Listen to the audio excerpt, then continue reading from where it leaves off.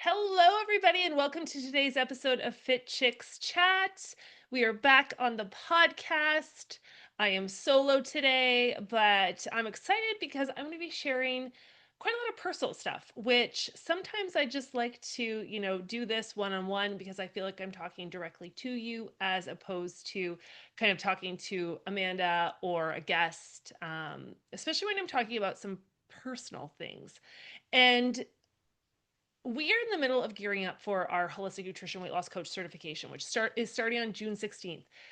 And every time I am in the midst of a launch, so every time we're running, whether it be our coach week or I'm running different info sessions or webinars, I always end up sharing my personal story a lot. And this is something that's really interesting. I found this over the years is that I am such a forward thinking person. I'm always thinking about, the future and my goals and things I want to do and the people I want to help, that I tend to not reflect as much.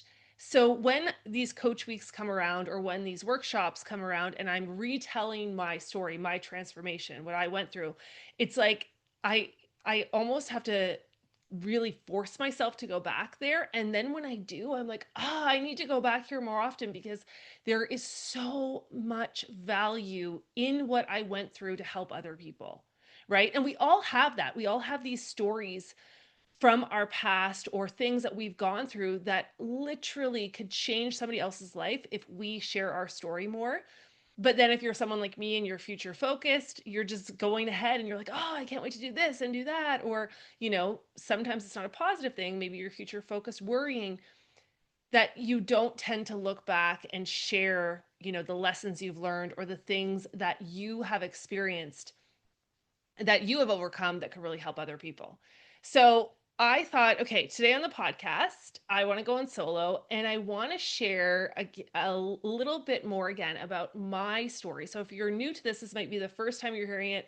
If you are a seasoned Fit Chicks Academy vet or a member of our community, you might have heard this a lot. But I'm going to share it with you guys today through the lens of something that I've been working a lot on personally lately, and that is not around the actual necessarily the story, but around the identity shift that I went through during that time to become the version of myself I am now. So, if this is your first time meeting me or meeting Fit Chicks Academy, hi, I'm Laura Jackson. I'm one of the co founders of Fit Chicks Academy. I'm now 45 years old, and I've been a part of certifying and mentoring thousands of coaches from around the world, teaching them all about holistic nutrition, health, fitness, wellness, helping them build amazing health coaching businesses. And I literally wake up every day being like, I can't believe this is my life. But it wasn't always like that. And the journey that led me here is actually the transformation that I went through. Now it would be, oh my goodness, like 17 years ago, fully, I would say, or maybe 14, because when I first started Fit Chicks, I was still in the midst of some stuff. Um, so what a lot of people don't know about me is that I experienced a very long part of my life with not just a weight struggle. So I was 50 pounds heavier than I am now.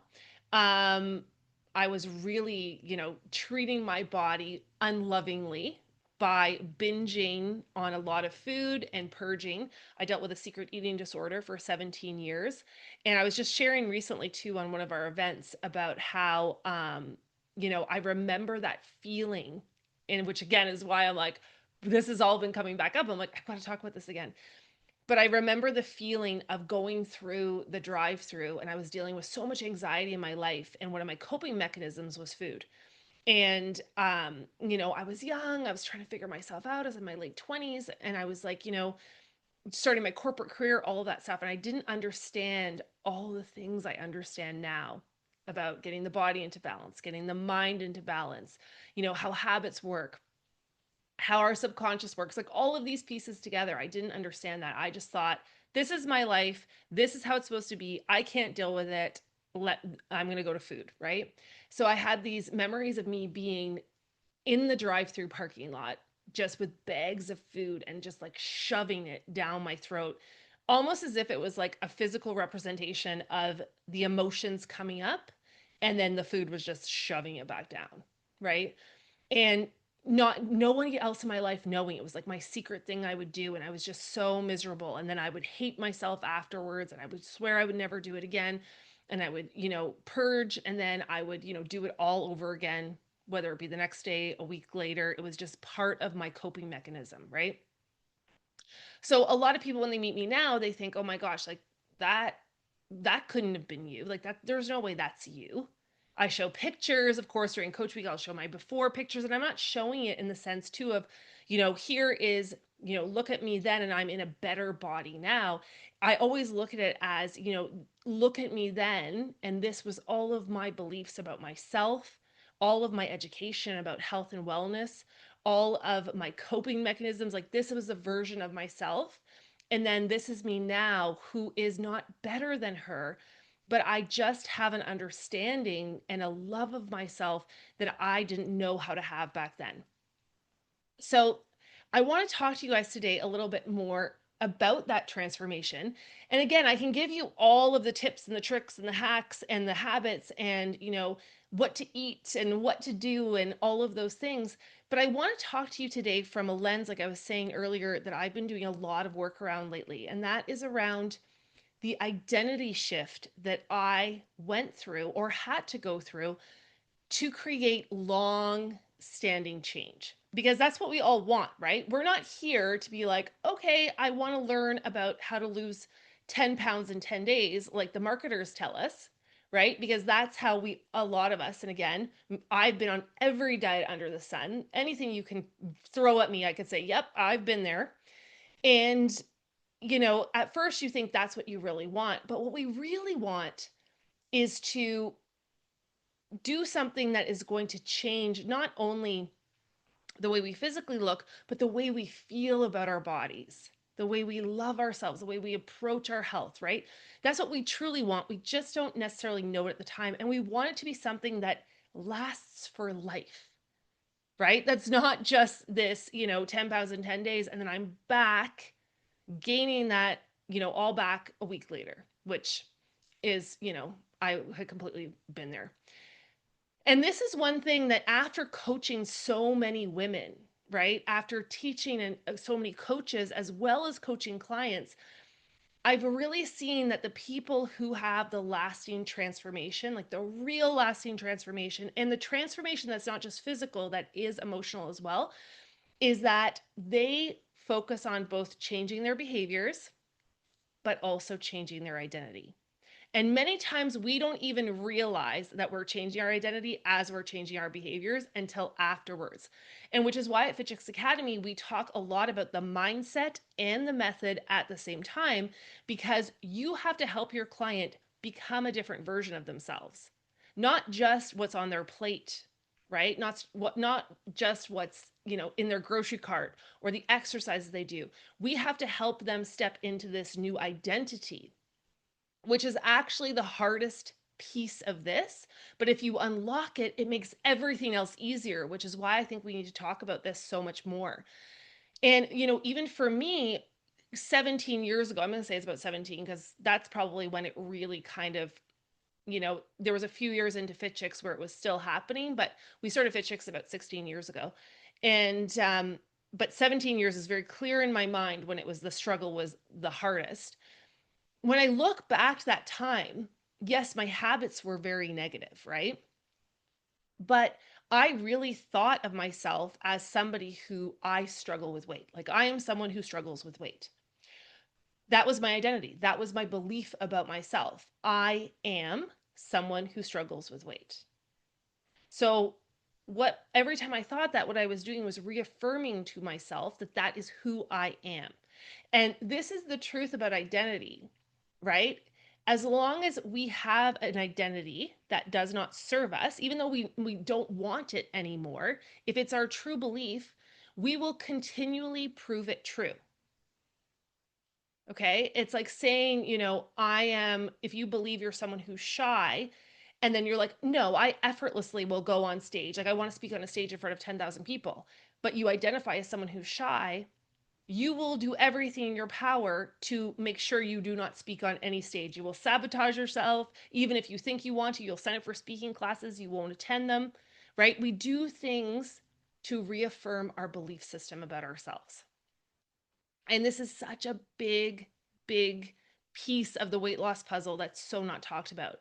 So my brain would always go to, okay, even as I start to lose weight, if I lost 5 pounds, and maybe you could relate to this or you've seen clients who do this, I would start to get momentum and I would start to physically release weight. But then what would happen is suddenly I'd just self sabotage and be like, why? Like, I'm doing, it's working. Why am I suddenly self sabotaging? But the problem was it didn't match who I believed I was. So there was this disconnect, right? Like my brain's like, no, you're someone who struggles with weight. That's who you are. So this weight loss and moving towards somebody who has hit their goal and is no longer struggling with weight, if we get there, then who are we? Right? This is where the identity crisis comes in. So then I would just sabotage myself without even realizing it and start to go back, right? So this is why too, you hear me say this a lot, like the eat less, move more, calories in, calories out, it doesn't work because it is so much more than that. There is such a belief system that is tied in, especially when it comes to weight, right? And when you think about identity, it's almost like our behaviors are like a GPS, right? So let's say, well, our identity is like our internal GPS. We always know where we want to go, but then it's like we try to decide the route with our habits, but our brain's always like, but we're still going to the destination that I believe. It doesn't matter if you start to change the paths, right? You start to change the habits. The place we're going to is still what I believe, which for me was someone who struggles with weight all the time. So it's like I'm trying to go on this journey and I want a different destination, but I keep somehow in my GPS, I'm being tracked back to the place that I don't want to get to. Okay. So the moment that things really change for me, there was a lot of, I don't even want to say that there's this one specific moment because this was part of it, right? There are so many different facets of change, but this was a big one. And this is what I think really solidified it for me is that I I needed to shift I knew I needed to shift my belief in who I was, right? I knew I needed to become a different version of myself. And had to be like down to my core. I had to believe I was someone else. I had to believe that I was someone who was healthy, who loved my body, who treated my body with respect and care, which when I say that respect and care to me is fueling it with healthy food, getting enough sleep, exercising it, right? This vessel that we have that we get to live in while we're here on earth, we got to take care of it. Like we wouldn't just take our car that we drive and just constantly bang it into a wall and expect it to keep driving. But for some reason, we do that to our physical body and to our emotional health. We just keep battering it and then expecting it to want to thrive, right? So for me, this is, like I said, it's one huge piece of the puzzle. I don't want to say it's the only thing, but it was definitely one of the top things. And identity, I truly believe in my heart, and science supports it as well, that if you don't shift your identity or become aware of your current identity and how it's not serving you, you will not be able to step into that new healthy identity that you want for life. You will always go back to where you were. So for me, it was all about shifting the way that I saw myself. So I had three big identity shifts that I want to kind of share with you guys that really changed everything for me. And I really hope that you will start to see, whether you're a coach, you'll start to see this part of coaching differently. Or if you are doing this yourself, that maybe you could see a little bit of my story in you, right? So the first thing that I stopped doing, um, or the first shift I had was that I stopped being powerless and became the CEO of my own health. So what I mean by that is that I went from being someone who I thought everything was happening outside of me. So everything was happening in terms of, my job was impacting me, my relationships were impacting me, food was impacting me, everything was outside of me impacting me or happening to me, right? That I was almost this, I had no power in this situation. And I was just feeling all these feelings and so unhappy because of all of these outside things. Instead of me thinking, I create what happens for me, I decide on how I feel, I decide on my health, I lead my journey, right? Which is where I am now. I truly think that my health is my responsibility, right? There's a quote I heard, and I don't know who said it, and I love it. I've said on this podcast quite a few times. Your health is not necessarily your fault, but it is your responsibility. So for me, I take that responsibility very seriously, just like I take being a mom very seriously, right? So for me, I went from this place of everything was out of my control to hold on a second, I'm the CEO, I'm the leader, I call the shots, I decide how this is going to go. And this shift in ownership really changed everything because I was stopped waiting for the perfect diet to come along. I stopped waiting for if I had a different personal trainer or somebody to fix me or blaming everything else or just even feeling terrible about looking at all these other people thinking they have it easy and I don't. I changed all that. I just decided, okay, I'm the one who's in control and I'm taking 100% responsibility. And that means that I am responsible for the positive and the negative. So the things that aren't working in my life, I have to take a look at what I'm doing and why they're not working. And the things that are working in my life, I have to celebrate myself for doing those things and do more of them, which again is a lot of tough love with yourself, especially if you're not used to, emotionally taking that on. So for me, going from where I was to where I am now, it had a lot of tough love conversations, I'd like to say, with myself, but from a loving place.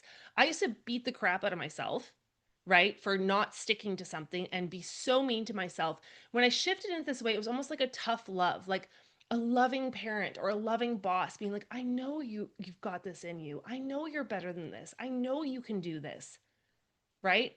And when I was doing things that weren't in line with my goals, instead of being like, what are you doing this? You're stupid. You have no willpower. You suck, being more curious and being like, okay, why, you want this? Why are you not living up to the standard you're holding for yourself?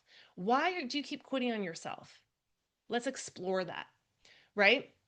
Because during this time, I also realized that weight loss is really a skill. It's a skill that can be learned. And we are not taught it. We're not born with it. We are not taught it in our education system, by our doctors, by our governments, right? We don't know anything about nutrition and health. We really are kind of left to our own devices to pick all this stuff up. So for me, I'm like, okay, and that gave me room to breathe. It also took the pressure off of me. I'm like, okay, wait a second. If this is a skill, like driving a car, I can learn it. I may not be perfect at it at first, but I can learn it, right? And as a CEO of my own health, I can get better at it and better at it and better at it. So I decided I was going to figure this out no matter how long it took. And for me, when you really start changing the way you look at your health, it really starts to change the way you see yourself in that equation, right? Instead of being like, these things are hard, or these things are impossible, it's more like, okay, I'm learning a skill. How do I figure that out? Oh, I tried this, it didn't work for me. Let me change course.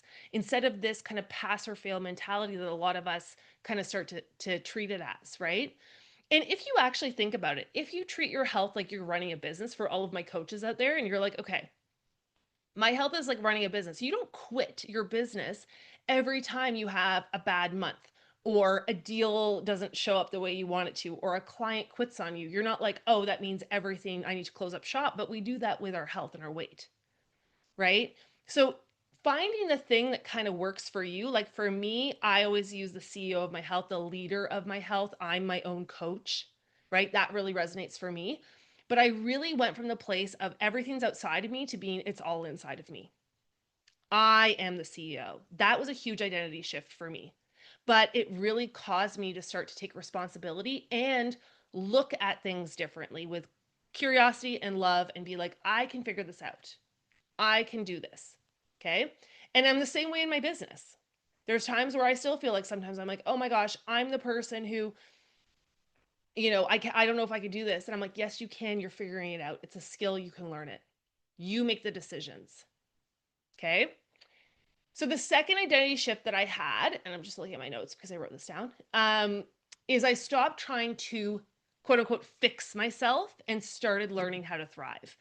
I think this is a really big thing for a lot of us is that when you are dealing with a weight loss struggle, when you're dealing with, because it's never about the weight. We all know this. It's never about the weight. The weight is a byproduct of something else that's going on, which is why at Fit Chicks Academy, I always talk about getting a body into balance. And a body into balance includes your mindset, right? So it's not about the weight, but it almost is like we think we're broken when we're dealing with a weight struggle or a health struggle. And we think we need to be fixed, right? So every diet I went on, it was almost like, oh, this is a thing that's going to fix me and make me happy. Instead of thinking about it from something broken to be fixed to, I want to thrive, right? I want to grow, I want to thrive. And this, you know, again, this feeling of being broken, right? It's even in the language we use. So a lot of the things I used to say to myself back then were really horrible things. Like, I am fat, I am ugly, I am, no one's ever going to love me. I'm not going to get that promotion. Who's going to want to hire someone who looks like me?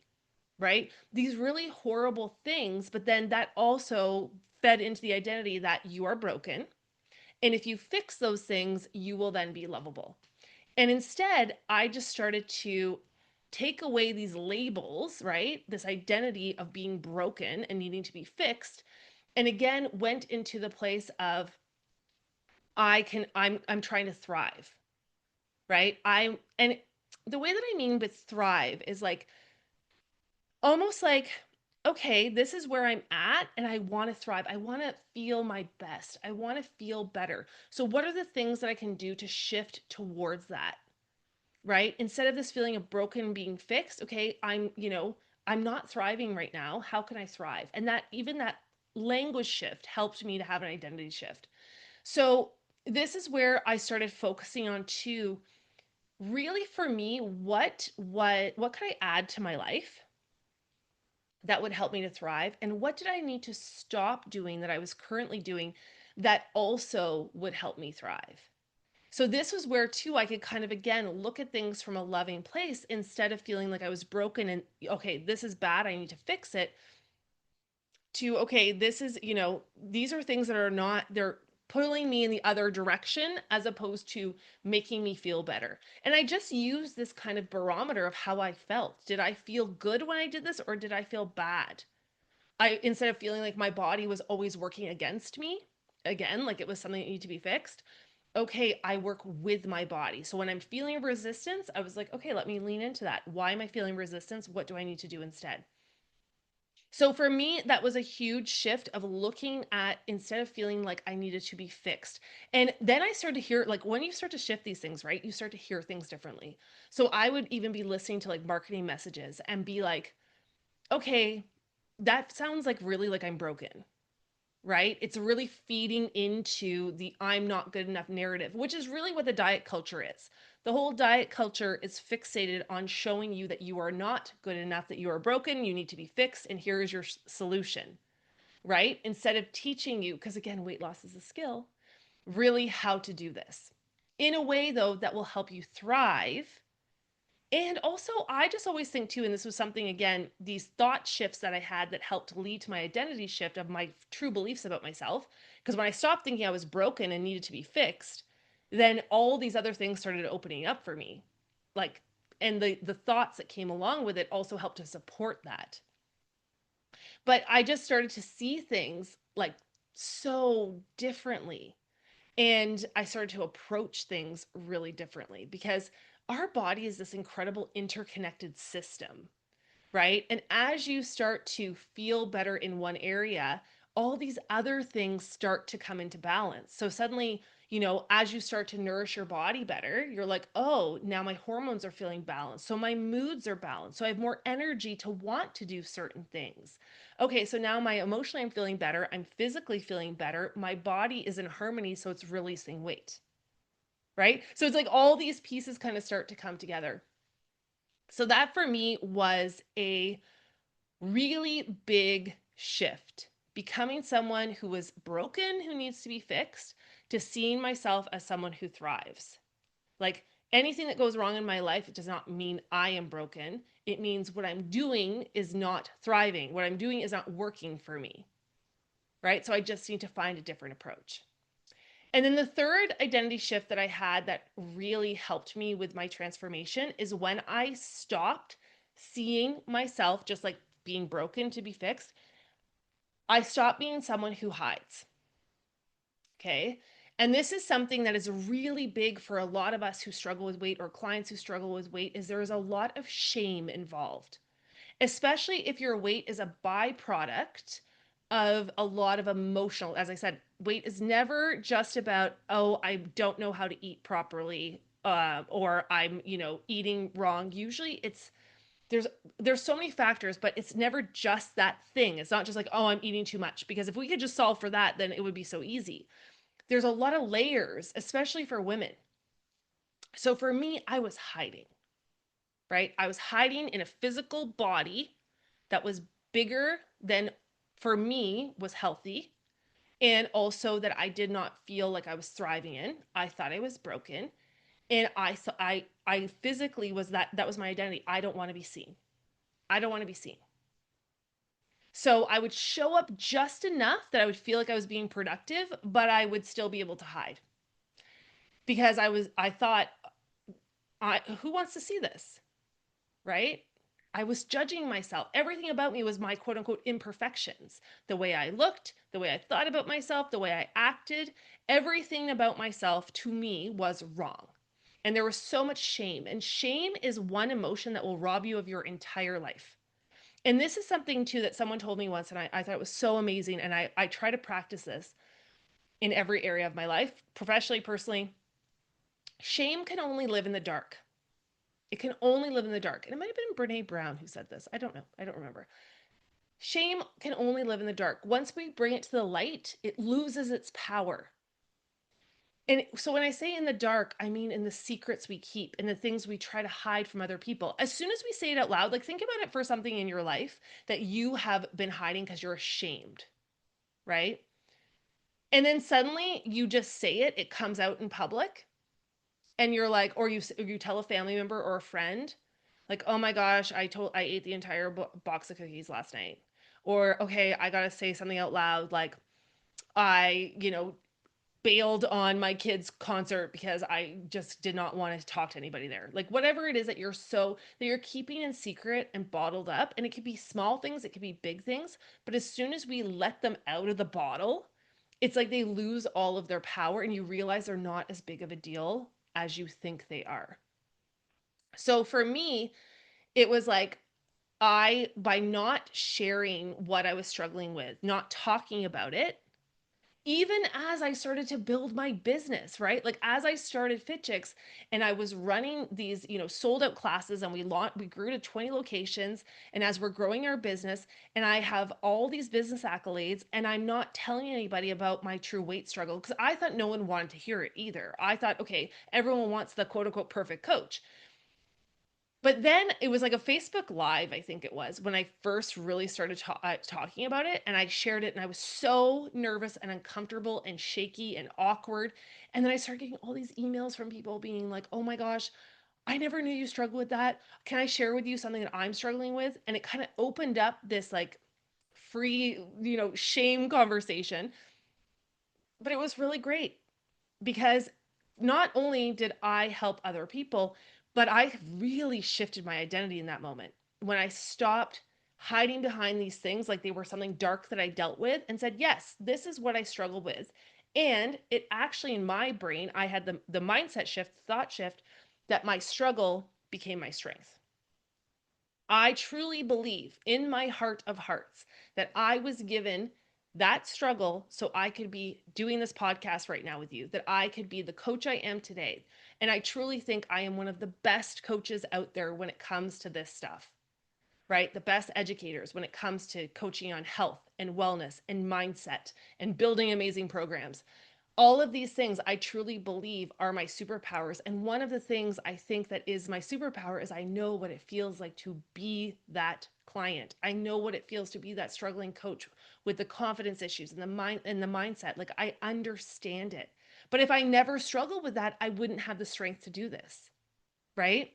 So for me, when I really stopped hiding that and letting that piece of my story not be my identity, letting it be a piece of my story and sharing the real story, the binge eating in the car, the self-loathing, the binging and purging, the throwing up in gas station bathrooms, the physically hating myself, going on every diet under the sun, trying to outwardly be perfect because inwardly I felt so imperfect, right? And going through all of that to finding a love for myself that I never thought existed, a respect for myself that I never had, that I still work on, guys. This is not like a destination. I was like, oh, I had this identity shift and I'm this, it's an ongoing process and it will be for you too. But it was really about that release. And now it's kind of my rule of thumb, right? Who I am now, anytime I have something that's weighing on my heart or on my head, I talk about it. I talk about it to you guys. I talk about it to my friends and families. I talk about it to my coach. I talk about it to my husband. Talk about it to Amanda. I don't let anything live in the dark because that's where it grows roots and it gets moldy and it gets, it's like a weed. It gets all entangled and stuff. And before you know it, it's pulling you down. So I just cut it right away. I'm like, okay, I'm feeling ashamed of this. Why am I hiding this? I'm going to go tell someone and I'm going to go from there. Okay. So I started using my transformation too as something that I was proud of. Like, this is the identity, this is who I was. And she was amazing too. And I send love to that past version of me.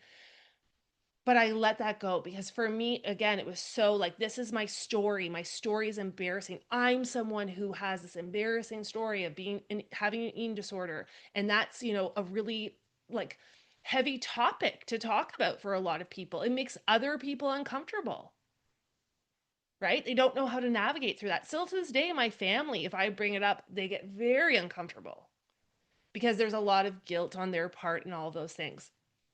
But as I shifted that, I'm like, I am not allowing the story to live in silent. I'm not someone who will take on this identity, and I'm not somebody who hides who I am. So those three identity shifts for me really not only helped me lose 50 pounds, but have given me the tools to become the woman I am today that takes care of her health effortlessly. That literally, to me, if I miss my workouts, I feel like itchy because who I am is a fit and healthy person who loves her body, who treats it with respect, who wants it around for the long term, who wants it to look good in a way that I feel confident in myself, but really that I can go through this world and have the energy and have the stamina and have the health and the agility and the muscle mass and all the things that are going to help me to show up the way I want to show up and have the experience of life I want to have for the rest of my life. So I hope this was helpful to you guys. If you do not understand the identity shift, please, please, please make sure that this is an area of your coaching you're diving into, whether it be for others or for yourself. And also, of course, if you want to learn more about the mindset around weight loss and all of those things, we do have our holistic nutrition weight loss coach certification coming up, which we dive into all of this stuff and how the brain works, and all this fun stuff that goes along with, of course, transforming your life. So that's happening on June 16th. You can check it out at fitchicksacademy.com/HWLC. And I just want to send you guys a lot of love because whenever I talk about this stuff, I end up getting a lot of emails, and there's a lot of us out there who are still struggling. And I hope this gives you a little piece of, or a little aha moment to help you to look at your current identity and see where it is that you want to work on to shift who you want to become because it's there for you.